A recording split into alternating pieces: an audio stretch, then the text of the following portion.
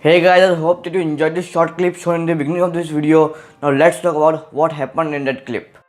First of all, I take a bowl filled with potassium permanganate. Then I slowly added glycerin in it, which reacted with the potassium permanganate, which results in the formation of potassium carbonate, manganese oxide, carbon dioxide and water with the release of high amount of heat. Now you can find a PDF related to this experiment shown in this video in the description below.